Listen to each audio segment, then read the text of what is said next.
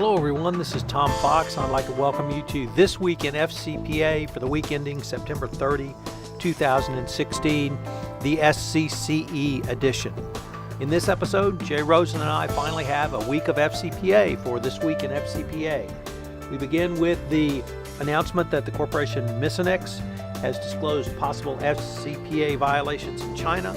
We then go on to talk about the Anheuser-Busch InBev FCPA enforcement action involving its Indian joint venture. We then take a look at the Och-Ziff massive FCPA enforcement action with over $400 million in fines.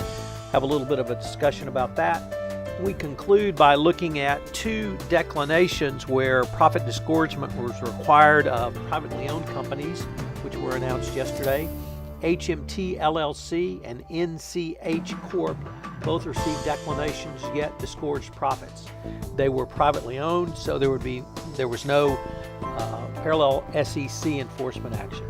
Very interesting cases. Jay and I then give our concluding thoughts on the recently concluded SCCE 2016 Compliance and Ethics Institute. Talk about what are some of our observations of the conference was and where it may be going next year. This is Tom Fox. I'd like to thank you for listening to This Week in FCPA. Hello, everyone. This is Tom Fox, and I'd like to welcome you to This Week in FCPA. I am the Compliance Ambassador for the Red Flag Group, and I'm here with my good friend and colleague, Mr. Translations himself, Jay Rosen with the United Language Group. Jay, welcome. Tom, it's so good to hear your voice again. I haven't heard it for 2 days. Exactly. So This Week in FCPA will truly be about This Week in FCPA this week, Jay. We just had a flurry, a plethora, an abundance, a blizzard, whatever you want to, and indeed it's 60 degrees in Houston, so we've had a cold wave of FCPA cases this week. So I'm going to start with kind of in chronological order, just to note that the company Misonix has disclosed possible FCPA offenses in China, but then get to really some pretty meaty FCPA enforcement actions. And I want to start with Anheuser-Busch InBev, our good friends Budweiser and related beers and non-alcoholic beverage products. Also, we need to shout out to Arnold Palmer, not the golfer, the drink. So, and the golfer, but it all ties together it was National Beverage Day this week. So with Anheuser-Busch got into trouble, Jay, for the actions of its joint venture in India. And it was a very good lesson in joint venture governance, joint venture corporate or joint venture structure, joint venture compliance. Unfortunately, legal services delivered to the joint venture by the parent and a plethora of other issues all related to joint venture. But basically, Anheuser-Busch had a subsidiary in India who entered into a joint venture to distribute their products. And the joint venture, unfortunately, Anheuser-Busch had a 49% interest in the joint venture. And the joint venture engaged in a wide range of illegal conduct under the FCPA. Most notably, or perhaps I should say most interestingly, Jay, they paid a bribe so that they could operate the factory or the brewery after hours to produce more beer to sell. So separate and apart from simply paying a bribe to sell a product, they actually paid a bribe to get the regulators to turn their heads the other way. And the factory could operate, or the brewery, I should say, it operate at night. But beyond that anomaly, the joint venture board specifically engaged in an intentional campaign to pay bribes and engage in corruption. The company actively fought the securities. This was not a DOJ matter, at least not as yet. They did not cooperate with Securities and Exchange Commission. There were the JV engaged in plans to destroy or hide documents. In somewhat embarrassingly for my legal brethren, lawyers assigned to the JV by the parent were present at meetings when these were discussed and never disclosed that information to their employers, the parent company here, or their parent of the JV. So we had some pretty bad facts. And then we had a whistleblower who went internally to the company first and was fired, or at least employment separated for their trouble. Then they moved over to the SEC. And at one point, the joint venture tried to keep the whistleblower from talking to the SEC and required the whistleblower to be subpoenaed. So really the thing that struck me is how Anheuser-Busch got off so lightly in this case, and maybe it's because there's more to come. They it was a total fine and penalty of a little over $6 million, but it was not broken out in the SEC cease and desist order how much was for the FCPA conduct and how much was for the Dodd-Frank violations of whistleblower retaliation.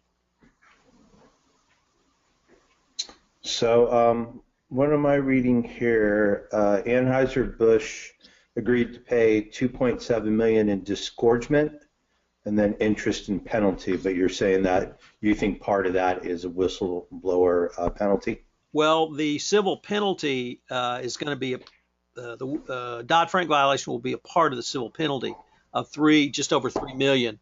What I can't tell from the civil penalty is how much of that civil penalty is related to the Dodd-Frank whistleblower retaliation violation or related to the FCPA violation. The profit disgorgement is related to the FCPA violation.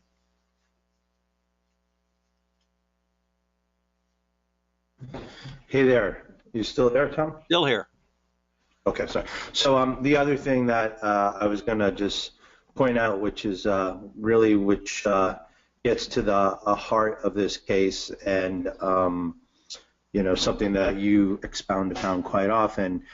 Despite repeated complaints from employees, Anheuser-Busch InBev had, quote, internal accounting controls, had inadequate internal controls to detect and prevent improper payments, and the company failed to ensure that transactions involving the promoters were recorded properly in its books and records. So at the end of the day, it's coming down to a books and records violation. I guess, the thought is a lot of times we're retrospectively looking back at these things.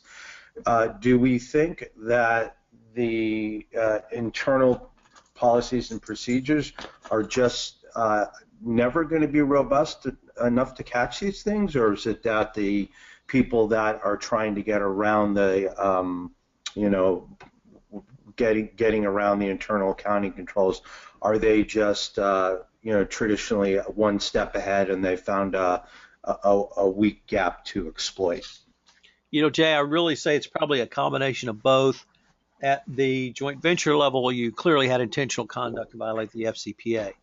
At the parent of the joint venture, Anheuser-Busch's Indian subsidiary, wholly owned subsidiary, you probably had people either looking the other way or not looking very hard or not asking serious questions. Of course, that belies the fact that the whistleblower blew the whistle to the Indian subsidiary. And then in the corporate office, you had people that you had controls that were clearly not working.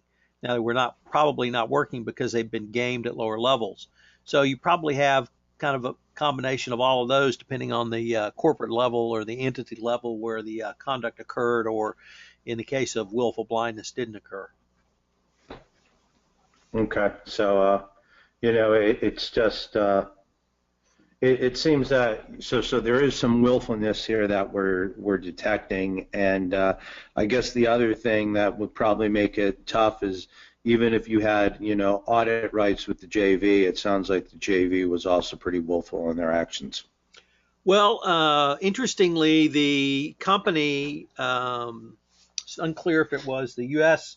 corporate parent or the Indian subsidiary who is the parent of the JV, or the 49% minority partner, I guess I should say, more accurately. It's unclear. There was an audit scheduled of the JV. The audit was done. The audit brought up several deficiencies, yet those deficiencies were not followed up and remedied going forward.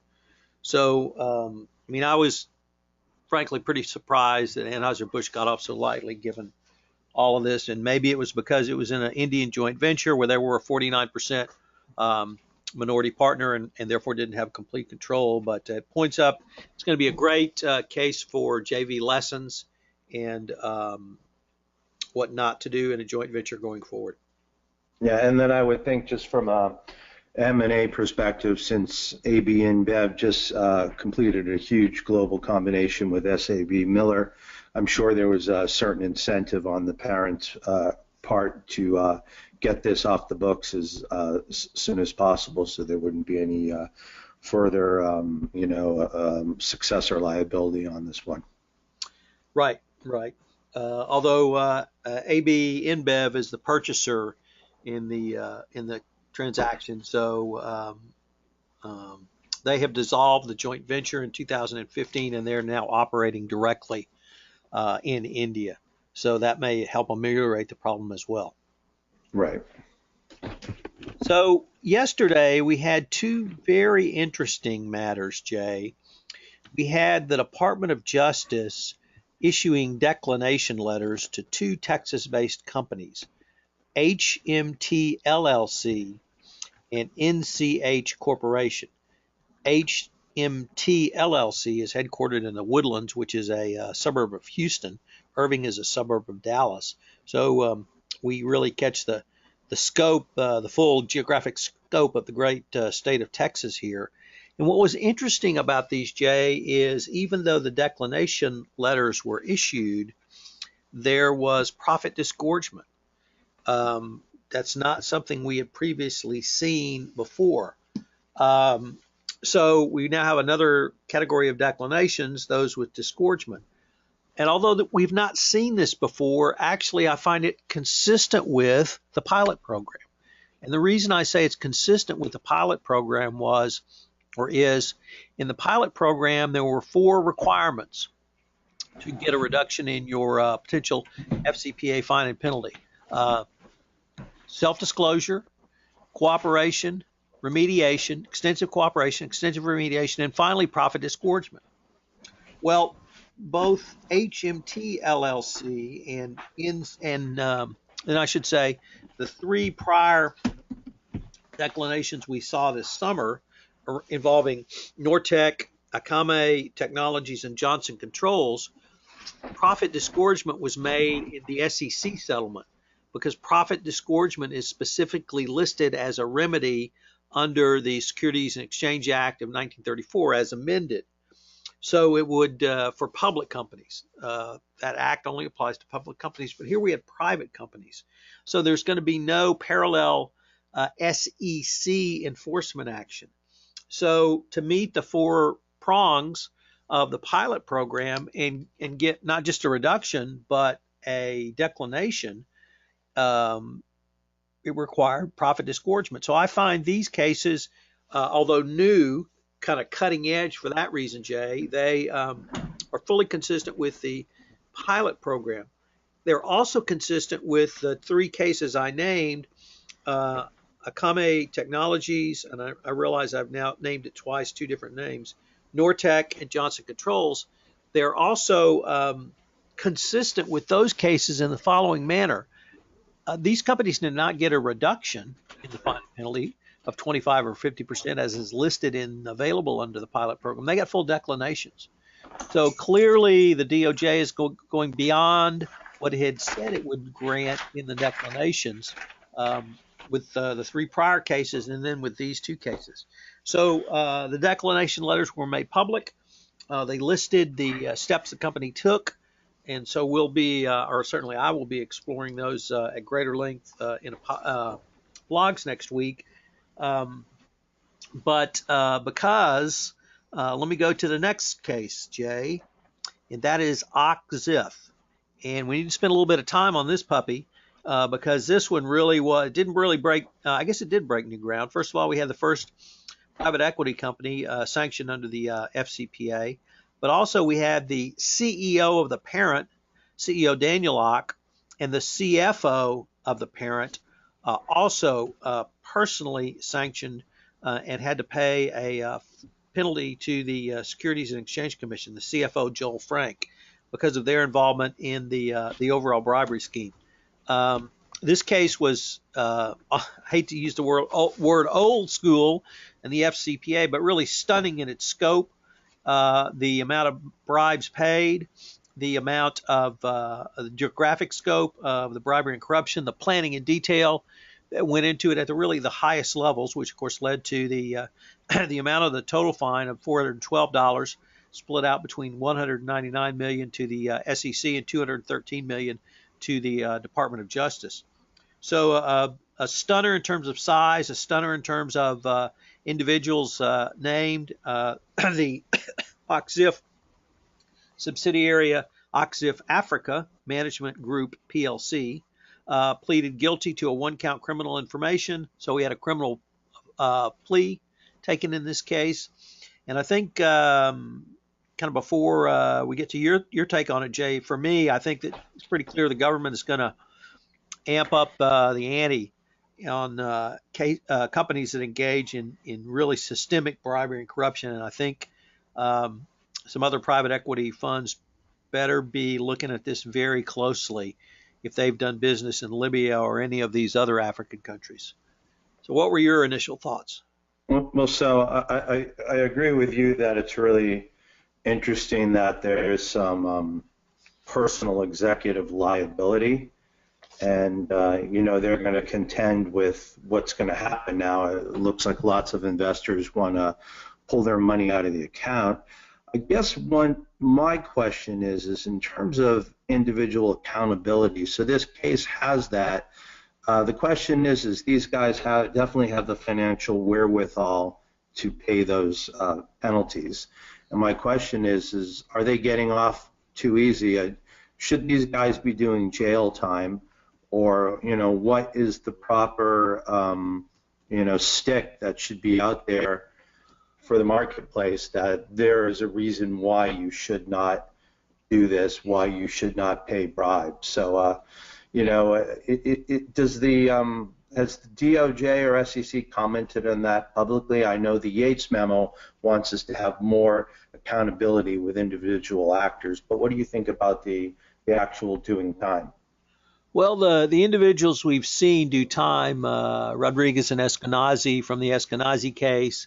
There were 4 individuals from the Wilburow's case of last decade. These tended to be people who had actually paid the bribes. And whether you call them the bagmen, whether you call them the whatever, we've seen a wide variety of individuals who were involved in bribery and corruption schemes not be criminally prosecuted. So this is a change, certainly from the Department of Justice's and SEC's focus. But I think to get real jail time, you have to be not only decide to make the bribe, but you have to make it. So that seems to be what we've seen in the past. Whether that's going to change going forward is at this point an open question. Okay, so that I think that definitely bears watching from our perspective. I want to jump back for a second on your 2 Texas cases, and I just wanted to point out again that jurisdictionally there are places where we've seen many of these actions before. At HMT, it was in Brasilia and Venezuela with our favorite PDVSA, which seems to quite often pop up in actions such as this. And then the other matter took place in China. So again, we keep saying this. If you as a global corporation are doing business, especially in the energy business with Venezuela, or if you're in the medical device business in China, these are really areas that are rampant with red flags, and you need to pay appropriate attention. Right. If you're in Venezuela, if you've been in Venezuela over the past 5 years, you need to take a very close look at those operations. If you've been in any joint ventures in Venezuela or just doing directly business with PDVSA, that's going to be a very high risk. And I think not only is the U.S. government going to look very closely at you, but when, not if, but when there's regime change in Venezuela and a new regime comes in, they are going to turn over information on companies that have paid bribes to PDVSA officials to line their own pockets because of the damage it's done to the Venezuelan infrastructure, the Venezuelan economy, and the Venezuelan people. So if you are a U.S. company and have done business with PDVSA or in Venezuela, you really need to get ahead of this now. So I'd love to use that time increment of 5 years to jump off and talk a little bit about the SCCE Compliance and Ethics Institute. Does that sound like the timing's right for that? It does. So I believe, I mean, there are just so many different wonderful things to talk about there. I believe Christy Grant Hart, who has just a wonderful energy that she brought to the conference. She gave a couple presentations. One was trying to deal with, modern slavery and how to, put the safeguards and the controls in your business and when to look for red flags. But the thing that really impressed me was when she got up there and talked about how to be a wildly effective compliance officer. And one thing that I believe she said, and I'm hoping I'm quoting her correctly, is that what we are doing here as ethics and compliance professionals is trying to prepare for the challenges that will be coming 5 years from now. So one of the things that an ethics and compliance officer has to continually do is be vigilant about the business, figure out its processes, and figure out where those potential issues are going to crop up 5 years down the road. So, it's what we're doing is a very forward-looking type of activity, and I think that's a nice point to start where we can, talk about what kind of things we learn and how will that affect our, global business environment 5 years in the future. Well, the conference just concluded. It was held in Chicago. There was over 1,700 in attendance. So once again, a very massive turnout for the compliance profession. And I guess a couple of things struck me, Jay. The first was the professionalism of the compliance profession, really separate and apart from the legal profession or internal audit profession. It's really developed into a distinct corporate discipline. And one questioner asked me who's going to come in and be the next generation of compliance officers. And the way he said it is after you gray-haired guys leave.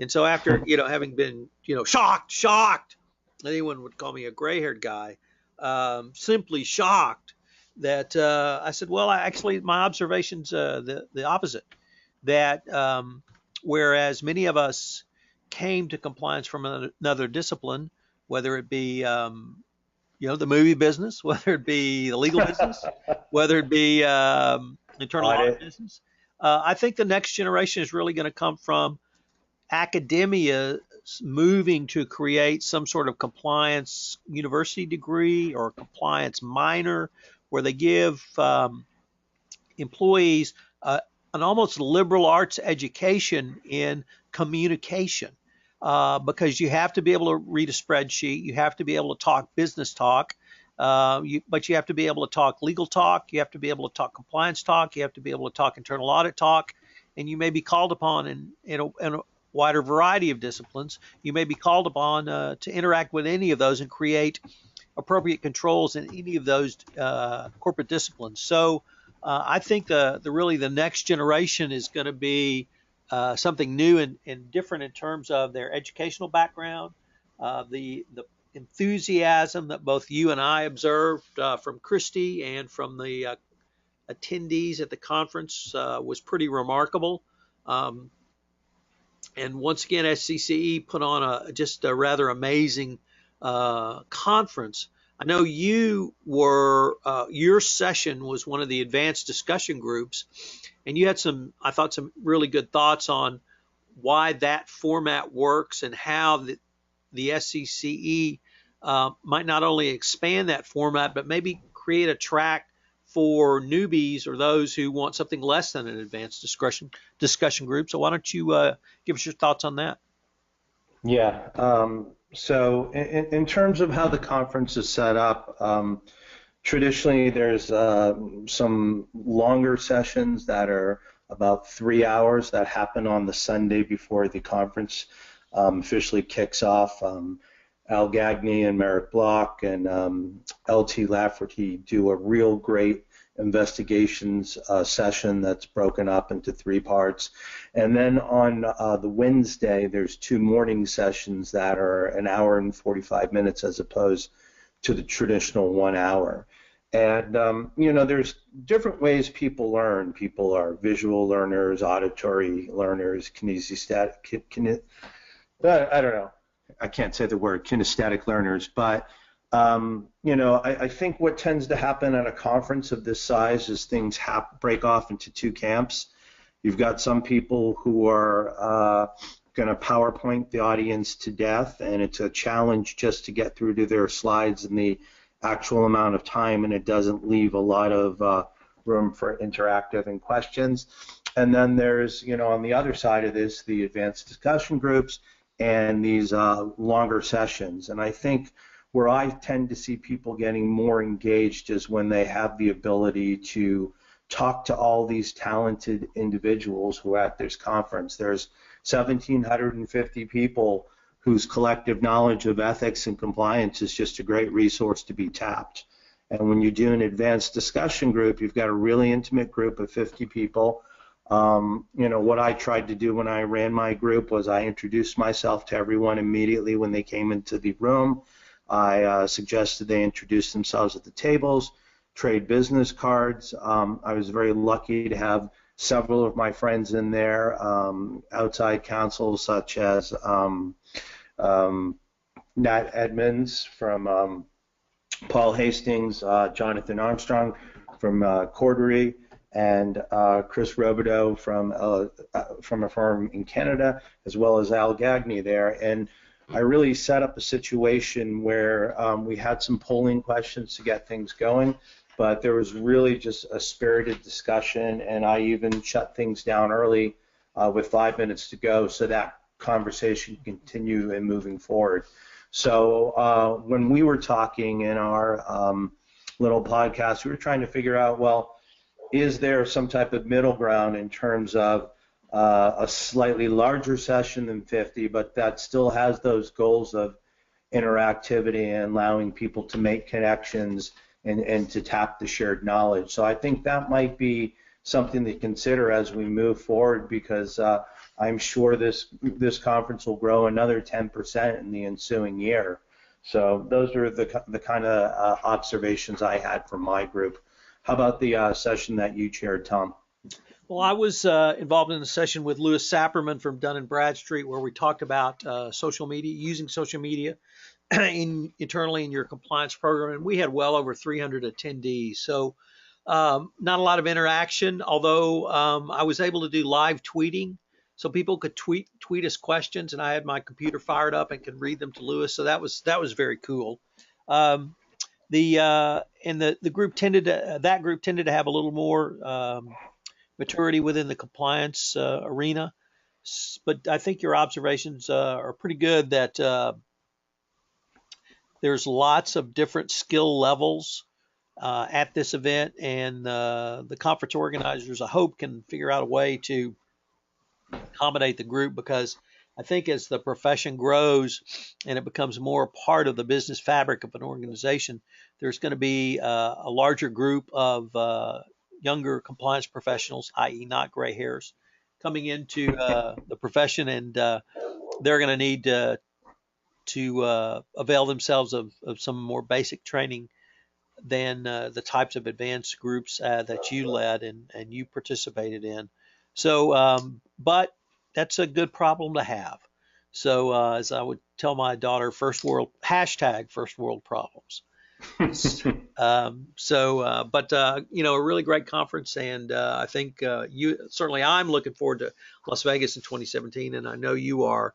So, and then Jay, I, and 3 others, Mike Volkoff, Matt Kelly, and Jonathan Armstrong, ended it with just a fabulously fun podcast. The 5 of us sat around a table and chewed the fat, and really threw out some questions and challenged each other. So I'm posting that. I posted part 1 yesterday. I'll post part 2 next week.